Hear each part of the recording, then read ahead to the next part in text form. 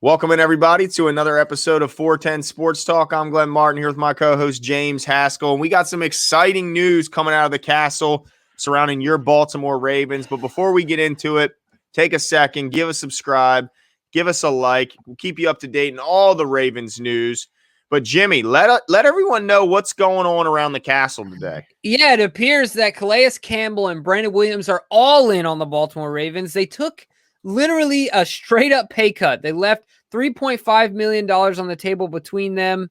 And I think in total, the clearing is around $5 million that they clear up in space. But, you know, as far as a legitimate pay cut, $3.5 million between the two of them, definitely not a typical restructure where, you know, the Ravens or any other team will kind of kick the deal down the road or kick the money down the road. But literally they're making less money in this coming season. And this to me was shocking news, Glenn, because it means that the Ravens have, you know, of course the Ravens have something in mind. There's no way they came to them and said, hey, take a pay cut for no reason. With no plan. Right. They had to sell them on the idea of this. And so this is super interesting to me because I don't think, you know, even if we sign Sammy Watkins, I don't think we're done. I think there's still plenty of time, plenty of good names out there. And that's kind of what we're gonna go into, right? I was shocked when I saw this news. Yeah, I just want to give them a little bit more details on exactly what happened. Yeah. And so Brandon Williams, he replaced his $7.5 million worth of salary and roster bonus and converted into $1.5 million in salary and $4.5 million in bonus. So he's taking a $1.5 million pay cut, which, like you said, is quite rare. It's something you don't see players willing to do. But this guy's a Raven, so we certainly appreciative of that and the loyalty he's showing. Because it's rare to do that. And then Campbell converted his $10 million in base salary to $2 million in salary and $6 million in bonus. So obviously that leads to $8 million. So he took a $2 million pay cut this season. Now both these guys have made lots and lots of money over their career. They're lucky enough to where they both had long careers. You know, the NFL, they say the average career is 3 years, and that's including guys like Brady who are, you know, up in the curve a little bit because most guys don't even make it to 3 years. So, you know, obviously they're fine, but still they couldn't force them to take a pay cut. So they still had to do it. And so I'm sure the Ravens are very thankful. But like you mentioned, they went from $13.3 million in cap space to $18.6 million in cap space due to these two deals. So definitely gave them a lot more room. I mean, that's like the rookies are taken care of in just that. You know, basically what they were able to do is just pay for the rookie pool by getting a discount from those two guys. And two guys that are still going to be huge contributors. I mean, those two guys are still going to be in there and expected to dominate the run game and from Calais get a little help in the passing game as well. But yeah, so we're going to get into some guys who we think might be on, because you're right, Jimmy. They didn't go to them without a plan. They didn't go to them and say, hey, take less money. Thank you. They went to them and said, look, this is what we're going to do with this money. And are you on board with it? Because we're trying to build a winner here in Baltimore. So let's get into some of the guys. You mentioned Sammy Watkins. If we want to know our take on Sammy, click on the other video there. We give a pretty good in-depth breakdown on if we want him, why we might want him, why we might not want him, and kind of go over his injury history, which is the elephant in the room when talking about Sammy Watkins. But and really quick, Glenn, before we get into people, because the likelihood of the Ravens bringing in Sammy and at least offering him a deal is relatively high, in this video specifically, I think as far as available guys, we're going to leave out wide receiver, right? Yes. Because we're going to act under the assumption, say they sign Sammy, right? I don't think they went to the Ravens. I don't think the Ravens went to these two guys and said, hey, we want to sign Sammy Watkins, give us money. I don't think it worked that way. I think Sammy's already in their calculations. So we're going to focus on other positions. Yeah, because there's still a lot of positions that need help. I mean, and that's where we're gonna start with edge, because I think that's the biggest one right now between both of us. We both feel that's a pretty glaring weakness. And now we're happy they brought Bowser back. I think look, let me just take a quick little detour here, because people were kind of calling Bowser, you know, the lesser guy. Like, people weren't very impressed us bringing Bowser back. Some fans. But he was a better Raven than Yannick Ngakoue, and it wasn't even close, Jimmy. As a Raven, it was not even in the ballpark. It wasn't close, and they showed that by the fact that Yannick was sitting on the bench in the playoff game, and Bowser was actually in the game taking meaningful snaps. So we're happy they brought Bowser back, but He still doesn't bring you a ton as a pass rusher. Great in coverage. He was really turning into a good run defender last season with that sideline speed, but doesn't bring you a lot as a pass rush. So let's get into some guys who might still be able to help in that department. I want to start with Melvin Ingram. Melvin Ingram is about to turn 32 years old. He's formerly of the LA Chargers. Pretty good pass rusher, but still out in the market when a lot of other guys were getting eaten up. What is your take on Mr. Melvin Ingram III? I've been on that bandwagon, I think, earlier than you, and I like the idea of bringing him in, but it's starting to get stale for me.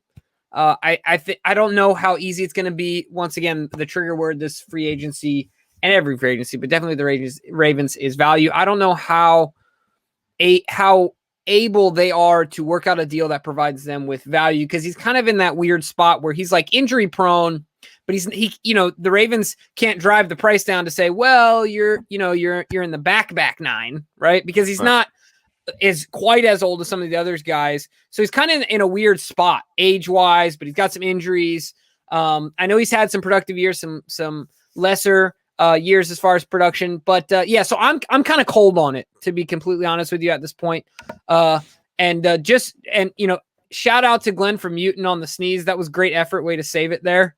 He's a violent sneezer, ladies and gentlemen. So shout out on that one. He saved. Yes, right. But certainly. So I've gotten stale on Melvin Ingram. I don't know how you feel about it, but as free agency's gone on, I've liked it less and less. Well, yeah, and the biggest thing is the injuries. I mean, he's missed, he played in 7 games last year, 13 the year before. But I will say this on his behalf. He did have, before that, 4 consecutive seasons in which he played and started in all 16. So it's not like he has a history, like we went over with Sammy Watkins, where he only played 1 healthy season. That was his rookie year. And every year since, he's been nicked up and missed at least a few. So at least he does have a relative. I mean, it's not the biggest, but 4 straight years of playing in every game is somewhat of a track record. And he does he's have still ranked. Oh, go ahead. No, go ahead. You said I was going to say he's still ranked 14th of the top 100 available free agents, all positions included. Of the top 100 remaining free agents available, he's still ranked 14th. So that's pretty impressive, right? Like, that's still a high value guy. Well, because you always need a guy that can go after the quarterback. But the other thing that's the issue for me is he played in 7 games. He had 0 sacks last year. Okay. And then he's also playing opposite a guy in Joey Bosa, who gets a lot of attention. So it kind of makes you wonder, is he kind of done? I mean, he's had 14 sacks in the last 3 years, none of which came in last season. So it really comes down to the money with him. The valuation to me is way too high than what the Ravens would even come close at, 10 million or a little over 10 million a year. So yeah, for me, I mean, I don't think he'd be a bad player, but he wouldn't get me too jacked up. Okay. He wouldn't get me excited, but would I like to see him in at a good price? Absolutely. Because he's shown he can get to the quarterback. And right now, how many guys on the roster do we have that can do that? Right. And I think it's interesting too, that we're talking about edge guys, because if anything would incentivize Brandon and Calais to take a pay cut, it's something that's going to make their job easier. Right. Good point. Like, so yeah, certainly he's one. Another one who's also the list that I'm referring to is PFF's top 100 remaining free agents. We like to use PFF. There's other sources out there, but we consider them to be relatively credible. Unbiased. Yeah, exactly. And so number 5, of course, which is still in play, and we've been talking about him for years, is Jadeveon Clowney. Right? We've talked about him, ultra athletic, ultra high ceiling, game wrecker when he's there. I'll never forget the way he single-handedly took over that Seattle 49ers game and was just putting in work. I mean, I think that was his best. I don't statistically what he ended up with in that game, but I feel like that was his best pro tape that I've ever seen. And he was just wrecking the game, doing things that other guys can't do. And so, I mean, to me, I would love to see Jadeveon in here. And once again, we talk about it all the time. Give him the best chance possible with our trainers, with our team, to stay healthy. And he's schematically, Glenn, he's a great fit, right? Oh, he would be schematically. He is perfect. I mean, this guy is a game wrecker. And in the run game, I don't care what he brings in the pass game because he never quite turned into that elite pass rusher that everyone was assuming he would because his physical abilities are just ridiculous. I don't think you find a better athlete in the entire league than Jadeveon Clowney. It's just as far as athlete. I mean, the guy is spectacular. Yeah, but except Lamar. Well, yeah, Lamar's pretty darn good too. But even at his worst, he's better than 98% of the guys against the run. Like at his worst, he's an A++ run defender. And that's if he's not giving you anything as a pass rusher, which he's had 2 seasons in which he's had over 9 sacks. So it's not like he has no track record of getting the quarterback. He certainly does. But it's the injury bug. I mean, he's only played in 1 full season. And that was in 2017 back with the Houston Texans. But that could be a reason why Jadeveon would look at the Ravens and go, man, if I could go one place, let me go to a place that can probably keep me healthy. I'll play less snaps than any other team because the ball control offense that they're running with Lamar. And he's going to cycle me in and out. I know that Wink Martindale is going to cycle me in and out and put me in positions where I can do nothing but succeed. He's not going to put me in positions where I'm uncomfortable or I'm asked to do something I'm not, good at doing. He's going to put you in there exactly what you can do best, and you're going to go out there and have an opportunity to dominate, and you're going to be surrounded by some really good players, a fantastic secondary behind you. So it makes all the sense in the world for Clowney. The question just is, what's his drive? So from the Ravens, what's this guy's drive? Does he really want to be a big-time NFL football player? Because there's been questions about his motor and his toughness as far as coming back and dealing with injuries. And then, what's his health like right now? I mean, what's he been doing with all this time off? Has he been hitting the weight room? Has he been, getting his stretching and getting his body to where it needs to be to take on a full NFL season? That's the biggest question. So I think the questions are more from the Ravens standpoint than they are from Clowney. I think Clowney should be sprinting here, on foot. I mean, this guy should be wanting to come to an organization like the Ravens known for their defense. So I would love to see him brought in here. It would get me excited. Now, are there going to be times where he's not playing and I'm going, why did we pay this guy? There might be some times like that, but his ceiling is higher than anyone else on this list. And as far as ceiling goes, it's not even close. Right. Yeah, absolutely. And I'll tell you what, I really agree with your point. I just want to reemphasize before we move to the next person. If I'm his agent and the Ravens are calling, and I understand you want to make as much money as you can every year, but if the Ravens are calling, I'm looking at this as an investment towards the future. So like you said, the system is great. Fit schematically, his fit is perfect. He's going to be in a lot of primetime games. He's going to be on a winning team. Most likely he's going to go to the playoffs. He's going to be playing for a defensive coordinator. Like you said, it's going to rotate it in and out. He's going to play for a team that supports their players from a health and nutrition standpoint, second to no one. And then on top of that, he's going to have the opportunity to play on a defensive team that on the other side of the ball, our offense is about ball control. Mm-hmm. So he's going to be out there in spots, stay loose, stay healthy. And so, yeah, I really think this is an interesting one. I know that we're identifying these guys, but I'm really intrigued by I would pay a lot of money, Glenn, to know what they said to Brandon and Calais. Yeah.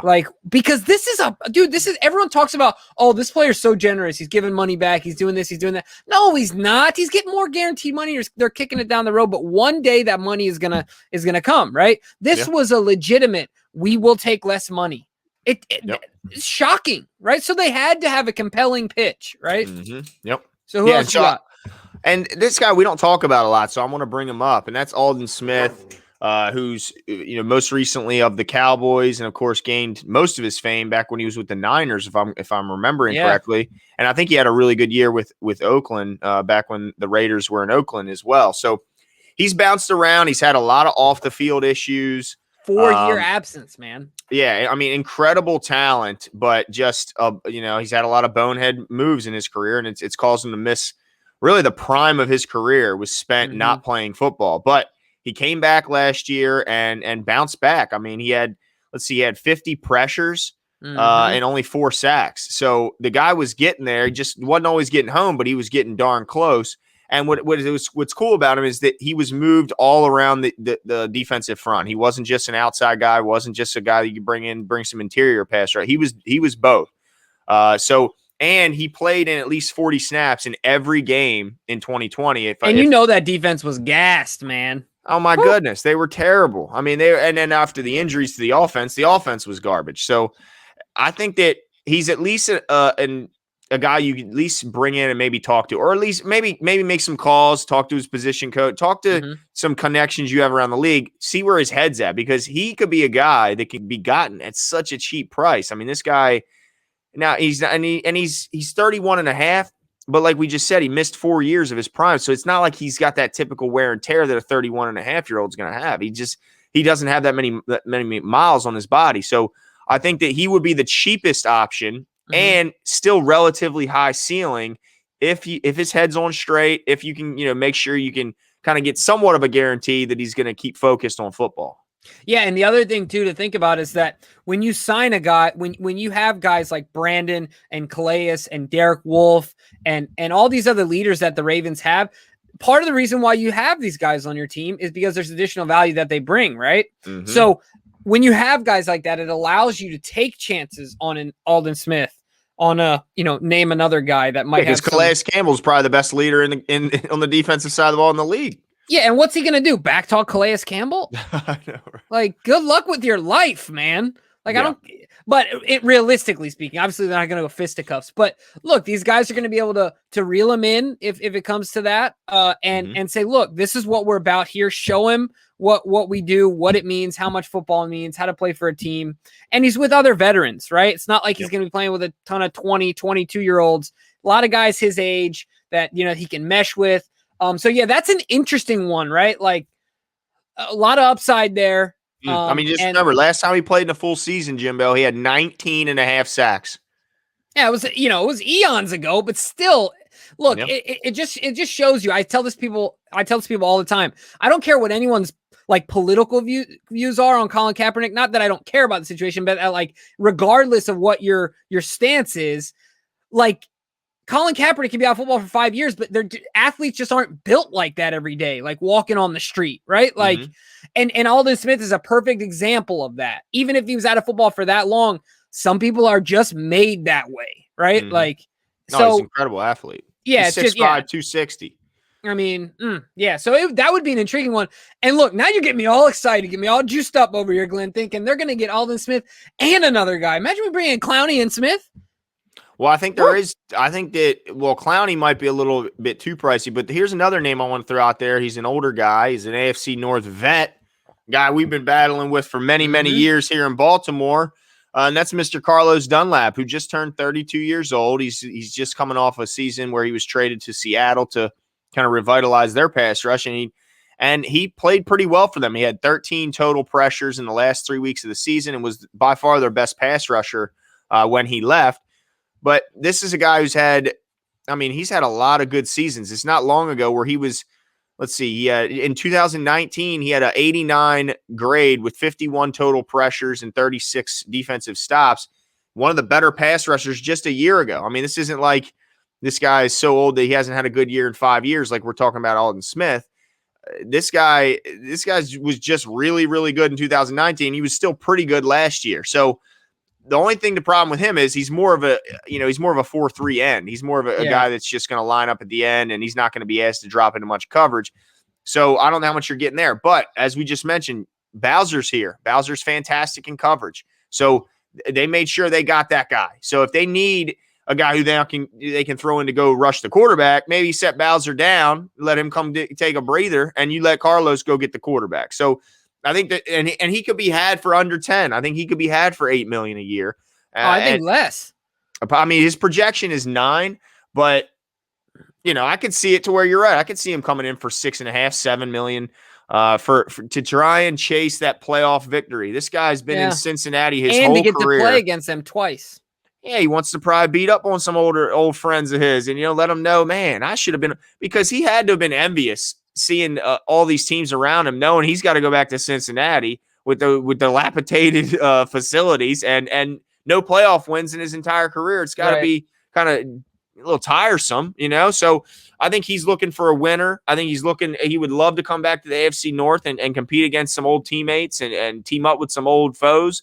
Oh, and take down Zach Taylor. We know there was no love lost there. That is for sure. Yeah, they definitely butted heads. And look, Geno Atkins is gone, so he's probably, and I imagine that they were probably pretty close. So he's probably, man, I want to get back at some of these guys. They let some me and some of my boys go. I want to get a little get back. So I think we could have him for a lot less than a typical player of his caliber would be had for. Yeah, I agree with you. The other name I want to bring up who reminds me of Calais Campbell a lot in his leadership qualities, and that's Justin Houston. Justin Houston, of course, he's going into his 11th season in the league. And people, talked about him having a down year before, and Glenn and I, you have talked about this. He had 8 sacks last year in a down year. He's definitely a guy that can get after the quarterback. Even as he gets older, once again, just built that way.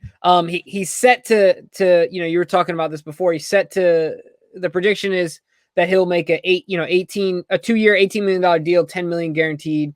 And then $7 million fully guaranteed. So 9 a year will be his rate. So another guy you could get under 10. And I think that gets pushed down even further every day that he stays on the free agency market, stays as an available free agent. But I like his leadership, his want to win. The thing that's cool to me about bringing in these guys is what it's about at this point. They've been paid. Their families are taken care of. Their kids are taken care of. They've been smart with their money, right? Yeah. And it's just about, vibing with a good team, having good coaches, and winning, right? Yep. And they want to be on the team that is going to support them in that endeavor. And so I think it would be a great fit for the Ravens. I don't know if you got some more stats on anything else you want to bring up, but yeah, I don't know how you feel, but I'm really I'm high on a Justin Houston signing. I think he would be the perfect guy. He would be the one if I could pick any of them because he has the least red flags. He's played in both last 2 seasons. He played in all 16 games. Started all 16, played in all 16 his last 2 seasons. And like you mentioned, look at his last let's say 4 years. He had 8 sacks. In 19 he had 11. In 18 he had 9. In 17 he had 9.5. This is a guy who just does it every year. His high, of course, came in 2014 when he had 22 sacks in one season.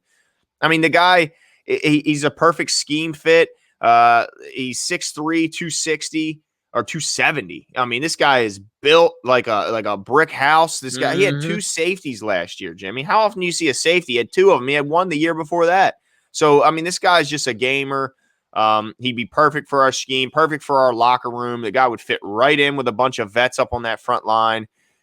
I think he would. I'm hopeful that this is the guy we're bringing in because, man, he would make a difference. He just knows how to get – this guy has almost 100 sacks. He's got 97.5 sacks in his career. We haven't seen a guy like him since T. Sizzle left. This guy is a bona fide get-to-the-quarterback dude. He's a great – he'd be great in every aspect. He's a home run. So I'm hopeful, man. This guy would be the one that would get – Clowney would get me excited, but I'd also be apprehensive because I'd be worried. Is he going to be – how many games is he going to miss? Because we know he's going to miss some. Justin Houston, it's hard to, other than his age, but it's not like his age is really looking to slow him down that much. The age is the only thing that worries you about him. And that 32 isn't like he's 50. The guy isn't that old at 32 in this day and age. Right. Yeah. And all he's got to do is just eat some plants for a couple months, turn the clock back. That's right. Coming from the resident vegan. Yeah. No, I'm totally kidding. But that I agree with you. In every way, the way the Ravens break this down and look at it, whether it's schematically, economically, team chemistry, all those things, he is the ideal fit. Are there any other names out there? Some guys that you see as an opportunity the Ravens could sign that get you excited? Not really to get me excited. Adrian Claiborne's a guy who former first round pick, never. He's a solid player. I think he's 33. Yeah, he's an okay player. He's got some size to him. He's a big guy. He's about to turn 33. I could see him as more of a depth guy, but definitely not a guy that would get me excited. Let me see if there's any. Terrell Basham's another guy from the Jets who's just 27 years old. He would provide. You've been talking about him, yeah. Yeah, because he's a really good run defender. So I think he would be a pretty darn good right day one. He'd be a really good run defender, but we kind of got some, it's a little bit of redundancy that with him because we got some guys like Pernell McPhee and Bowser, who I think are two pretty good, darn good run defenders now at the outside. And So I don't know how much he only had 3.5 sacks last year with the Jets. Of course, it was the Jets. And they're pretty bad. But yeah, so nobody else would get me really jazzed up. He'd be a solid addition, a guy I wouldn't be upset about, but I wouldn't also be jumping out of my seat excited. So I'm hopeful that it's one of the guys we mentioned that can bring some pass rush, because look, you can find guys that can hold the edge and be pretty good run defenders. It's hard to find a guy who's a bona fide pass rusher, as my dog is sprinting around the house. She's got the zoomies. Sorry, it distracted me. No Oh my goodness. That's awesome.